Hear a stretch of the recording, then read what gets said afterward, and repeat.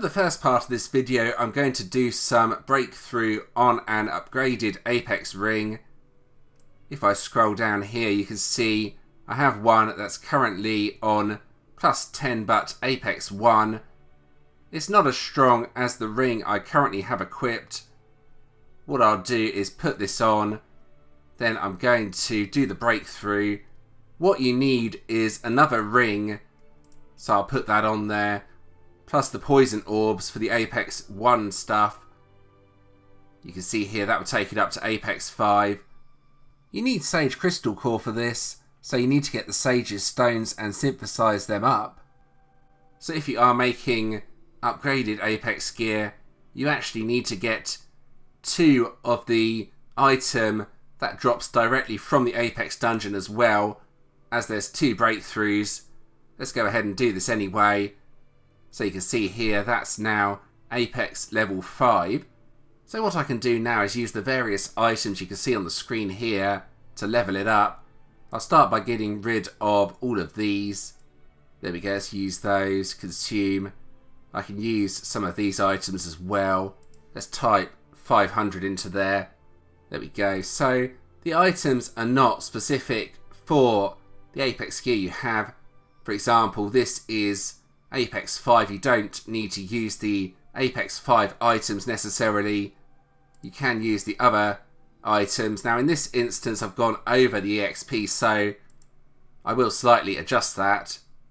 There we go, let's try that. And now you can see here the breakthrough requires the Sage Crystal Core for this level and another ring as well, so that's going to be quite challenging to get an Apex 5 ring. Then once I'm done with this breakthrough level, I will need another ring afterwards, as I mentioned earlier, so making upgraded gear is not easy at all. It's something I am working on though. I highly recommend trying to get 2 pieces of each type of equipment if you are going to make upgraded gear as well, as that's what you need for the breakthrough. This is what I currently look like anyway.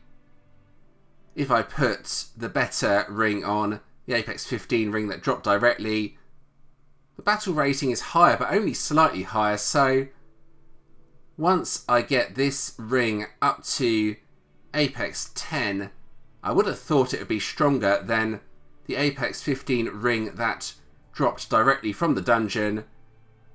So I'm going to power up my account a bit, then I'll try one of the harder Apex dungeons.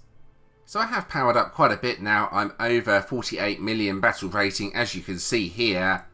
So I have the Apex level 5 upgraded ring equipped. I need to do another level of breakthrough now, then it would be Apex 10. I need another of the storm rings, plus the squall cores, plus the Sage Crystal cores. Now Sage's stones are pretty easy to obtain, just you don't get them in very large amounts. One way of getting them is to make sure you attack all the elemental beasts as they spawn. You can see here you get Sage's stones there, plus you also get a few from the kill chest that you can see here. You sometimes get cards from those as well, making them really good items. So to show the difference between an Apex 15 ring and the ring that I have upgraded, you can see here the upgraded ring is now only slightly weaker. Once I get the next breakthrough done, it should be stronger. The difference is really small now, as you can see here. I will put the Apex 15 ring back on. Once I get that next ring and enough Sage's stones, the upgraded ring will go back on, and it should be quite a bit stronger by then with a bit of luck. So I am going to give Flame Lair a go, one of the harder Apex dungeons. I've put a weaker pet on just for this dungeon. It has a couple of key skills though that I think are essential. The undulation skill here and the enhanced skill that increases 10% attack. I think those are both essential skills. If I bring up the relics as well, I recently got a death tome and I think that's really important, as it gives a percentage increase to attack every time you defeat an enemy. The relic you can see here, the Dragon Heart, is also pretty important. Gives a percentage increase to defense per enemy kill. Then Holy Grail as well is one of my other better relics. Blocks have a chance to trigger Saint's Crusade, percentage increase to attack again. Right, so let's go ahead and give this a go. This should be quite interesting. I've not managed to complete this solo yet, but I'm pretty sure I can do it. So let's bring up a room. So I can't guarantee I will finish this dungeon, mind you, but I'll give it a good go. Here we go with Flame Lair on Inferno. I will need to use an item as well for this run. Alright, here we go. Now in all honesty, it doesn't really matter if I finish this or not, since I don't really need the gear from this dungeon. So coming on to the first enemy group, all I'm going to do here is use the basic attack to build up rage. That will make the later enemy groups a bit easier. This will take a bit of time though, unfortunately. Going to take me a good few hits to take down each of the enemies. Once I have defeated the first enemy though, the Death Tome effect will come into play, and that will help speed it up a bit on the other enemies. You probably saw there, but the damage was increased slightly from that. It's still going to take me a bit of time though to get through the final two enemies. Nearly there though, one more hit should, with a bit of luck, take care of this enemy. There we go, and just finish this one off. That was a nice hit, good damage there. One more hit and we should be done with that enemy group. Now for the next enemy group, coming up over here, I will be using the Reflective Shield. Now this is a lot quicker with Reflective Shield on. It should only take me a couple of rounds to get through these enemies using this strategy. With a bit of luck, they will destroy themselves on the shield now, like so. And that will be my strategy for all the enemies coming up as well. Should get me through them relatively quickly with a bit of luck. This also works on the bosses, but on the end boss it might be a lot harder. I'm not sure yet. I haven't tried this dungeon solo for quite a long time. Almost defeated the mini boss here though. Couple more attacks, there we go. One more and we should be done with that. Nice.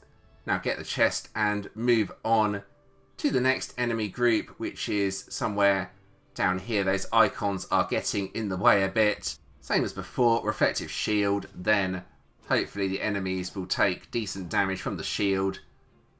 Then just use whatever skills to get through the enemies. I do need maximum rage for the end boss though, so on the later enemy groups I need to be careful that I don't use it all up. Looking pretty good so far though. Nothing too challenging yet anyway, but it is all on the end boss. Right, let's get rid of that chat window and take on the next enemy group over here.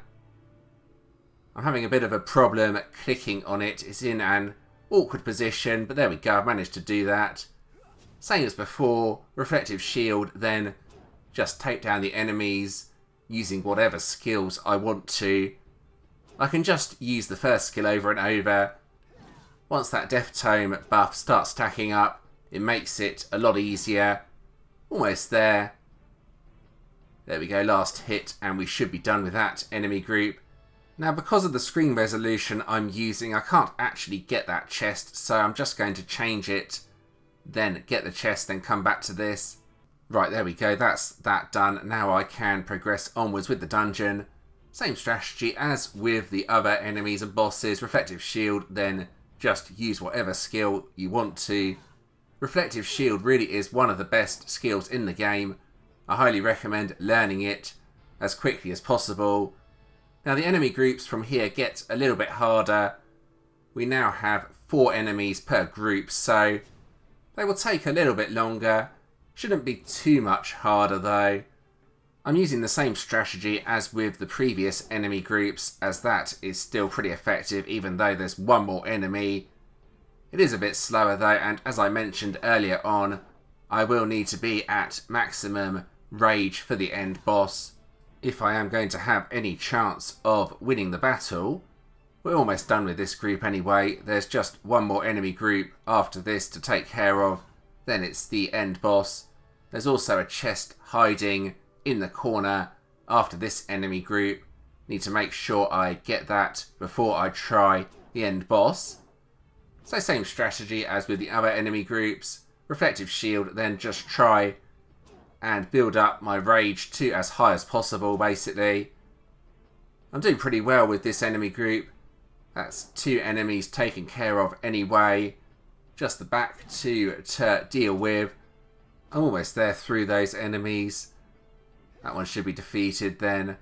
Final one here.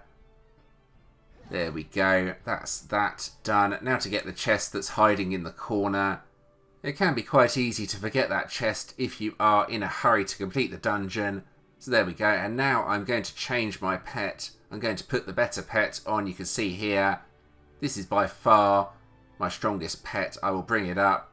You can see it here. Level 95. I'll upgrade it a bit as well.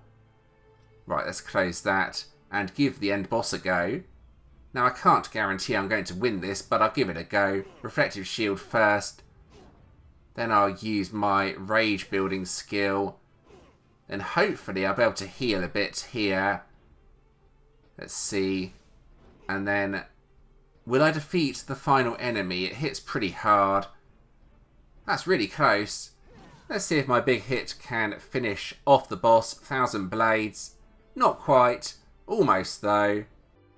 So as you saw, I can't quite defeat the end boss yet. Doesn't matter too much though that I can't defeat the end boss.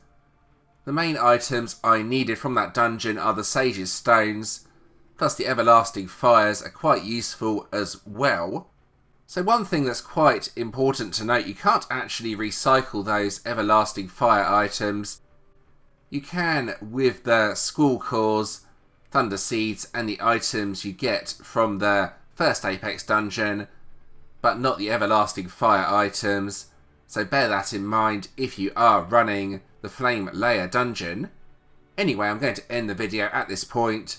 I hope you found that interesting and helpful. As always, if you do have any questions or suggestions regarding this, please let me know in the comments and I'll do my best to help. If you did enjoy this video, please do give it a like and subscribe to the channel. Subscribing is always very much appreciated. I've included a previous video on the screen. Check that out if you want to do so. You can also subscribe from here if you want to. And thanks for watching.